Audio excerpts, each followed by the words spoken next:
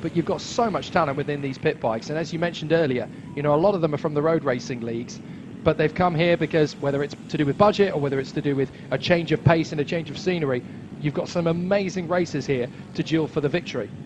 So here we go then. As you can see, the riders are now lining up on the grid for the restart of Pitbike Stock 160 Group A. I'm sure it will be a bridge program, of course, slightly shorter races. Had a few incidents today, unfortunately, a few red flags, so the program has been delayed slightly, and we hope to get as many of the races through as possible. The riders now lining up on the grid. Let's hope for a clean start. Once the action gets underway, there's a couple of more riders making their way around the final corner, and we should be way minus, of course, JJ Cunningham. You'll see the third place grid absent at the moment, of course, due to that red flag incident, and he's currently receiving some medical attention. Last few riders now lining up on the grid, and we should be ready for the restart of Group A in a few moments. This is the Pitbike Stock 160 class. Flag is about to drop, and away we go. Great start on the outside from the 1-2-3 Rhys Stevenson. Nice drive into the first corner from Ryan Tyres, and let's hope it's clean this time. Seems to have got through okay.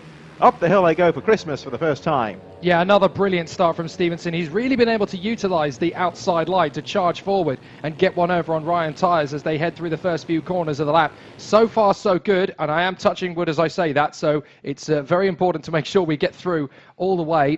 That's the table in front of me for anybody who's a little unsure, but the battle is still raging up at the front. Stevenson there with Ryan Tyres up at the front end. Jim Lovell doing well to hold the bike in third position.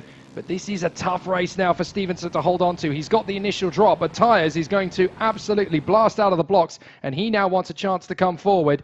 So the riders just getting themselves up to speed as they come through the toe of the boot and then up towards the heel. And this is where riders are really going to start to push it. Here we go around the final corner, and the number 7 of Chase Collymore looking strong at that final corner.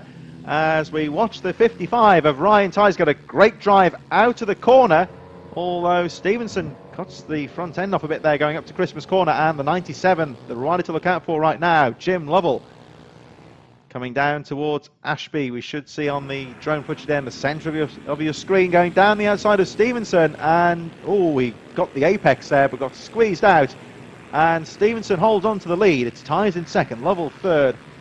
Those top three breaking away somewhat now from Brad Copland, James Mostica, Chloe Jones, who Jake spoke to earlier, currently 6th at the line last time round from Chase Collymore, as the third place rider, 97.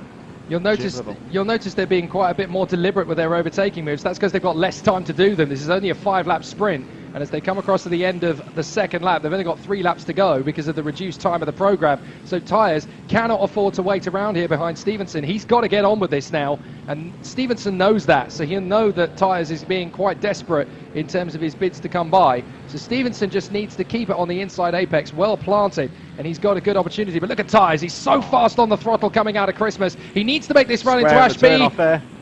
But he's nice. No, that's worked perfectly because Stevenson actually ended up with a knee on the curb, and that made him stand in the seat, so he's not able to get the good purchase off the hairpin, and Tyres made mincemeat of him. That was such a well-judged move. That was your textbook block pass there, squaring the turn off on the way down to Ashby and taking the front wheel fairly, of course, away from Stevenson to prevent him from making the repass, and that has worked to perfection because you can see now that Tyres has pulled a small gap at the front.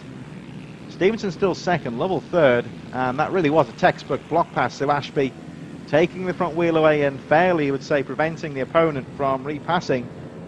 So these top three really have broke away now. The 4th place rider, Brad Copland, on the 32 is over 4 seconds down, which is light years in effect in this race. We've got 2 laps to go. Any one of these three could still win, although at the moment Ryan Tyres has got the lead and is trying to get a good lap in and pull away.